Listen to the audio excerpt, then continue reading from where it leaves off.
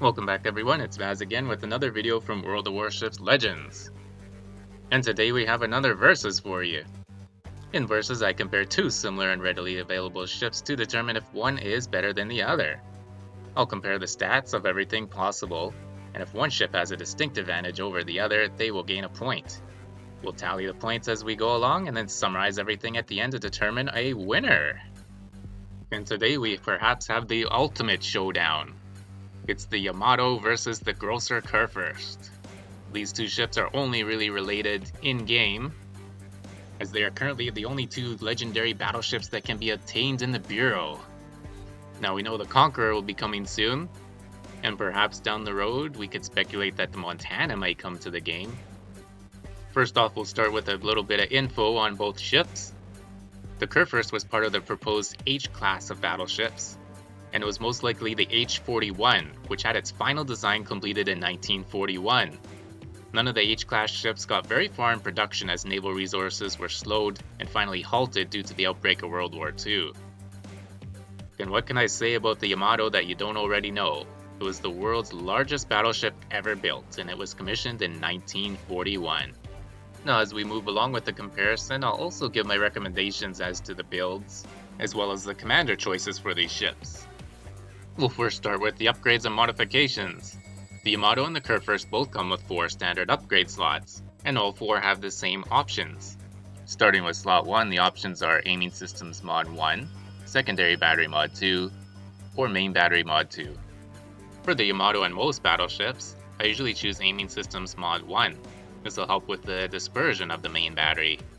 But for the Kurfürst, I've gone with a full secondary build. So I've chosen Secondary Battery Mod 2 to increase that secondary battery firing range and decrease the dispersion of those secondary batteries. But of course, you can choose whatever you're most comfortable with. Moving on to the second upgrade slot, the choices are Steering Gears Mod 2, Propulsion Mod 2, and Damage Control System Mod 2. But with the Kurfürst, I've chosen the Propulsion Mod 2, while with the Yamato, I believe this is the only ship I've chosen Damage Control System Mod 2 for. I didn't even realize I had chosen it until doing this comparison. From time to time I had wondered why the Yamato was so sluggish to get going, since I usually choose the propulsion mod for most of my battleships. But it actually does make sense to choose the damage control system mod, because with the Yamato you usually want to do a full sniper build, which means you won't be moving around too much, and you will be getting HE spam quite a bit, so any help with reducing fire damage is good help. The third slot is the usual target acquisition mod, and we've chosen it for both ships, so we'll skip right over it this time and head straight to the fourth slot. The choices are Secondary Battery Mod 3 and Main Battery Mod 3. Now for both ships I've chosen the Main Battery Mod 3, and that does really help with the reload time for the main battery. Now the reason I didn't choose the Secondary Battery Mod for the Kurfürst was because the 20% reload reduction didn't really make much of a difference, as opposed to the 12% the main battery mod takes off of your main battery reload time. The Grosser Kurfürst does have a 5th slot, and it is optional. The standard guns on the Grosser Kurfürst are 406mm, but this mod gives you the option to increase that to 420mm. And this will help you penetrate thicker armor as well as increase your shell damage, while also increasing the fire setting chances of your HE shells. Now personally I've always chosen the 420s because I believe bigger is better, but I think it's especially helpful when going up against other Kurfürsts and their thick armor. The added 1.8 seconds to the reload time is a small price to pay for that extra penetration ability, as well as the increased damage. It's been working well for me so far, but maybe one day I'll give those 406s a try. Next we're going to move over to the loadout screen. I've removed all the boosters and camo and put a commander on each ship that won't affect any of the stats shown. You'll see here that the repair party for the GK is higher, but let's put a pin in that until we get to survivability. Next we have the optional consumables. You can choose between a catapult fighter, a spotter plane, or the enhanced secondaries consumable. You'll see that the Kurfürst has up to 7 planes at its disposal, but unfortunately the maximum catapult fighters you can actually deploy in a game is only 5, while the maximum spotter planes you can deploy in a game is actually 4. So having 7 planes is overkill and unnecessary, even if you can dedicate some commander skills to reducing their cooldown. For the Kurfürst, I recommend the enhanced secondaries consumable anyways.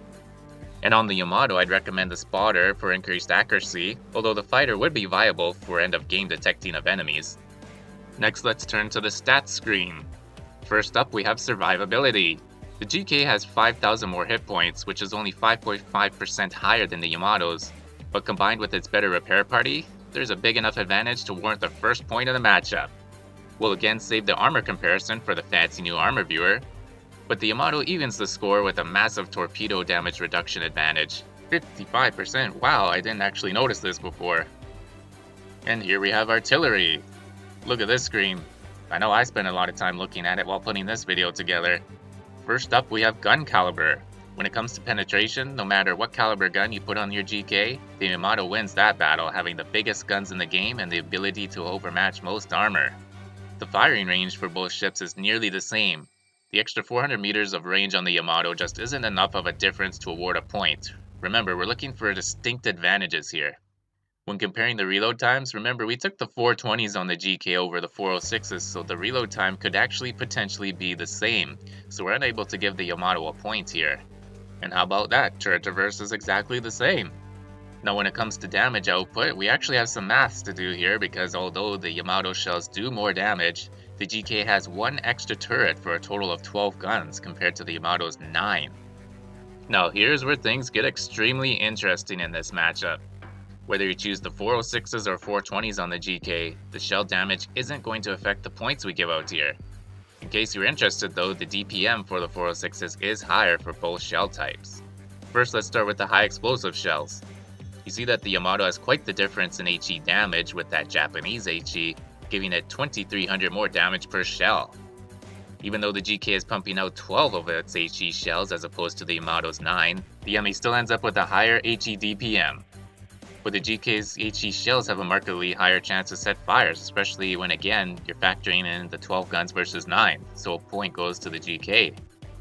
This next one may actually shock you. The GK has a higher AP DPM. That's right, you heard correctly, I was actually surprised too. The Yamato's armor penetration shell damage is only 1200 higher than the GK's, so that fourth turret on the GK comes into play again here.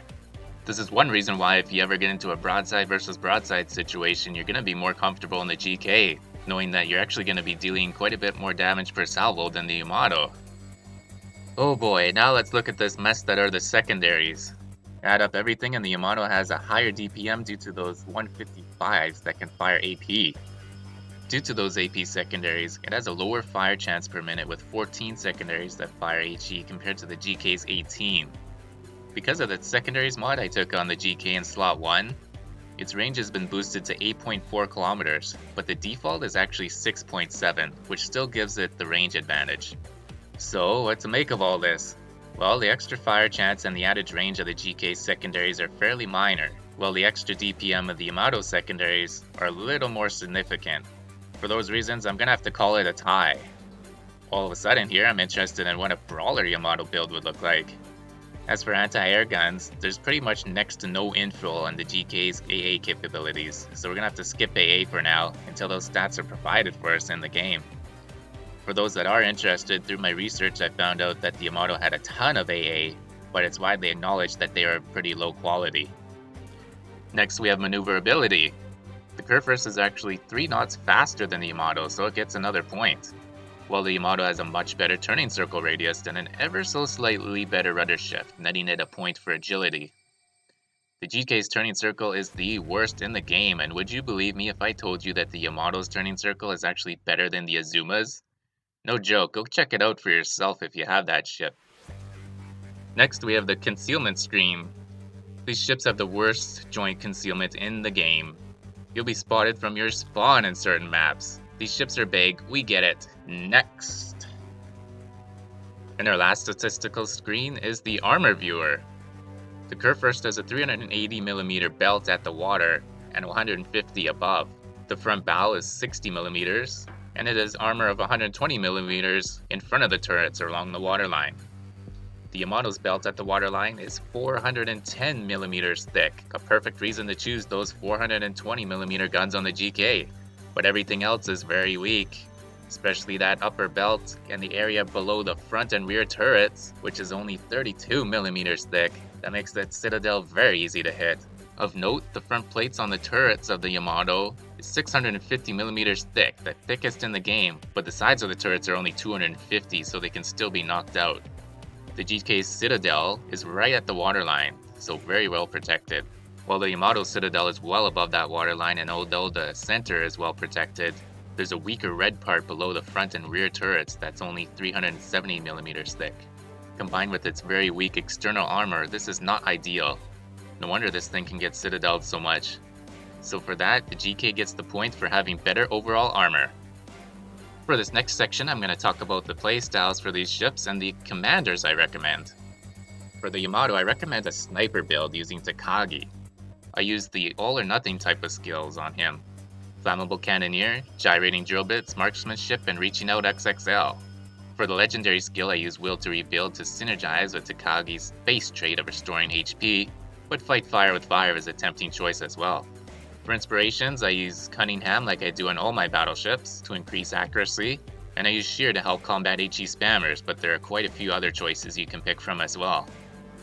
For the GK, I recommend a Brawler build with Ciliax to take advantage of its armor and secondaries. I use A Good Day's Work, Porcupine, Firefighter, and Master Mechanic along with Will to Rebuild as the legendary skill. For inspirations, I again use Cunningham, and I also use Von Hipper to improve the secondaries. In summary, the Yamato has better torp damage reduction, better penetration, higher HE damage per minute, and better agility, while the Kurfürst has more HP and a better repair party, a higher fire chance per minute, higher AP DPM, better speed, and much better armor. So there you have it, the Grosser Kurfürst wins the battle of the legendary tier battleships due to it being the more rounded ship. That's not to say the Yamato is worse, it's still an offensive powerhouse. It's just that it's a bit of an all or nothing ship because of its lack of defense. I bet the results of this versus surprised some of you. Which ship do you guys prefer? Let me know in the comments down below. And that's it for this video. If you did like it, go ahead and hit that thumbs up button. If you want to see more of my videos and more of my verses, hit that subscribe button. And as always, stay healthy and do what makes you happy.